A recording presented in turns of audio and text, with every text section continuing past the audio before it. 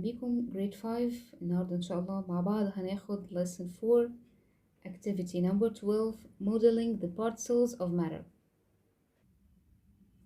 Look at the opposite picture, then complete the sentences using the following words. الهيت والliquid. Number 1. Water is the space state of matter. Is the liquid. Okay, state of matter. طيب number 2 بيقول لي ice needs space to change into liquid state. Ice needs heat. محتاج حرارة. Okay. طيب بيقول لي when a cup of ice cubes exposed to the sun in a hot summer day. يعني لما كوباية كده مليانة ice cubes بتتعرض أشعة الشمس في يوم حر جامد جدا، ايه اللي هيحصل؟ بيقول لي the sun will heat up the particles of ice cube. هتعمل heat up، هتسخن البارتسل جسيمات الايس كيوب ديت. بعد كده البارتسلز of ice cube move faster and turn it into liquid water. هتتحرك اسرع وهتبقى هتتحول لliquid water، لمياه سائلة.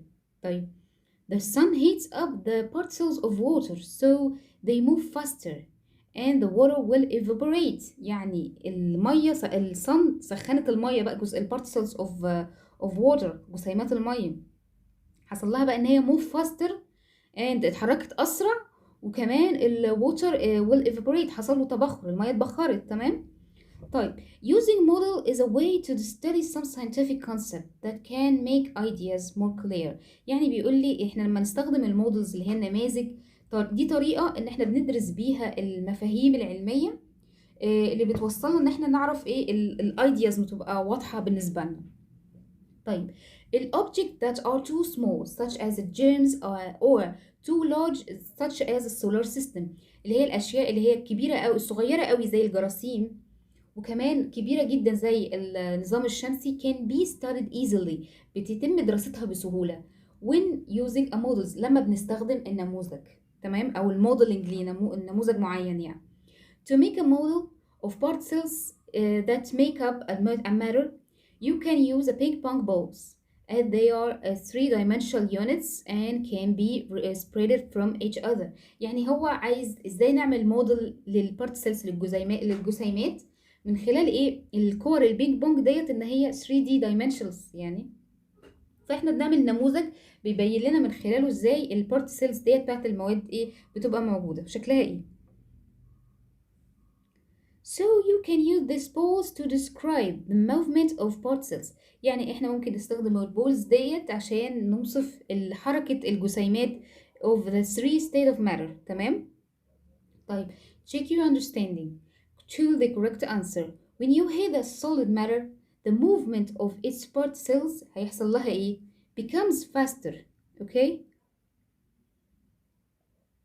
طيب if you hit a liquid matter, it will change into space matter. هتحصل لها change into gas matter.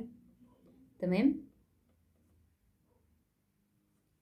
activity 13 tiny particle size. حجم الجسيمات بقى الصغير دي. tiny particle size. The size of particles depends on حجم البارتسلز. حجم الجسيمات بيعتمد على number 1 بيقولي type of particles، نوع الجسيمات. number 2 how particles connect with each other، ازاي الجسيمات ديت مترابطة ببعضها. طيب بيقولي average size of particles is so tiny that one of your hairs is about 150,000 to 300,000 particles. يعني ايه الكلام دوت؟ يعني بيقولي ان متوسط حجم الجسيم الواحد بيكون صغير قوي. يعني الشعرة الواحدة من شعرنا ديت بتعادل من 150,000 ل 300,000 جسيم. تمام. طيب بيقول لي to see the components of one part cells such as one blood cells. يعني لو عايزين نشوف مكونات الجسيمات زي مثلا خلية الدم، scientists cannot use the regular microscope. مش هيعرفوا يستخدموا الميكروسكوب العادي but they use a special microscope. بيستخدموا ميكروسكوب معين اسمه electron microscope. تمام، هو دوت. طيب how can we show that particles exit؟ ازاي بنشوف بقى البارتسلز وهي بتخرج؟ to show that the invisible particles are really exit we can use a gas matter. حالة الغاز such as air which is made up of invisible tiny particles. يعني مصنوعة من invisible tiny particles، جسيمات صغيرة جدا خفية يعني مش باينة. طيب when you blow up a balloon، لما بتنفخ البالونة ايه اللي بيحصل؟ ال particles of air inside the balloon move very quickly، يعني الجسيمات بتاعت الهواء داخل البالونة بتتحرك بسرعة جدا. طيب the particles of air hit and bonus the balloon from inside, so they produce a force that inflate the balloon and gives it a round shape. يعني بتصطدم جزيئات الهواء كده داخل البالونة وبترجع تاني بترتد. بيحصل ايه؟ بينتج عنها قوة. القوة ديت بتؤدي الى ايه؟ نفخ البالونة، بتديله الشكل الايه الدائري اللي احنا بنشوفه. طب لما نيجي نعمل بقى ايه سكويز للبالون، لما نضغط عليها ايه اللي هيحصل؟ البارتسلز come closer together، بيحصل لها انها بتقرب قوي من بعض. تمام. وبالتالي ان البالون becomes smaller، حجم البالونه هيصغر. if you squeeze more، لو ضغطت اكتر ايه اللي هيحصل؟ on the balloon it will pop and the particles of air inside the balloon will escape. يعني هيحصل لها ايه؟ لو ضغطت اكتر هتحصل لها انها تنفجر، وهتسرب جسيمات الايه الهواء من ايه من البالونه لايه لبره. تمام. طيب check your understanding both true or false. To see the components of tiny particles you need electron microscope. والأنسر دي is ايه؟ True. تمام. When you blow up a balloon, the air particles inside the balloon move very quickly. والأنسر دي is true. تمام. طب choose the correct answer. بيقول لي number one, to see the components of one blood cell we need electron microscope. Okay. Number two بيقول لي the size of part cells depend on the following except the color of part cells. تمام. وبكده نكون خلصنا درسنا النهارده، ويلا بينا بقى نحل الاكسرسايز على listen for. Question number one بيقول لي choose the correct answer. By changing the space of matter its state may be changed. والانسر بتاعتي هتكون ال D. By changing the temperatures of a matter its state may change. تمام. Number two بيقول لي if water is exposed to high temperatures the particles will move space and the water may be changed into. طيب الانسر بتاعتي هتكون B. ال particles will move faster. تمام. and the water may be changed into water vapor. طيب number 3 we can use a model to study very large things such as solar system النظام الشمسي. Number 4 by blowing up a balloon، هما نفجر البالونة. اوكي. اللي بيحصل its volume increase، حجمها بيزيد. تمام. Number 5 to examine the structures of tiny particles of matter we can use اللي هو ايه الميكروسكوبس. تمام. Question number 2 both true or false. Number 1 germs are very large organisms that can be seen with the naked eye. والanswers دي false. تمام. Number 2 the ping pong balls can be used to make a model of particles as they are very three-dimensional units. والanswers دي is true. احنا بنستخدم كور البينج بونج ديت عشان نعملها modeling، نموذج نبين فيها ايه الجسيمات. اوكي. Number 3 بيقول لي ال air particles are visible as they are very large particles. والanswer دي false. ال air particles invisible. تمام. Number 4 بيقول لي to see components of one particle such as a blood cells we can use the regular microscope. والanswer دي false. electron microscope. Okay. Number 5 by squeezing a balloon you decrease the space that the gas particles can occupy. والanswers دي is true. طيب number 6 بيقول لي in the type of particles affect their size. والanswers دي is true. تمام. Equation number C بيقول لي write the scientific term of each of the following.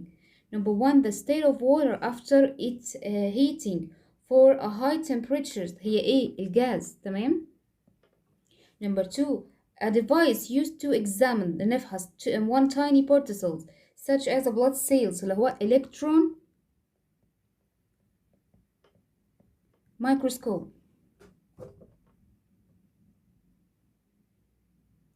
Number 4, complete the following sentences.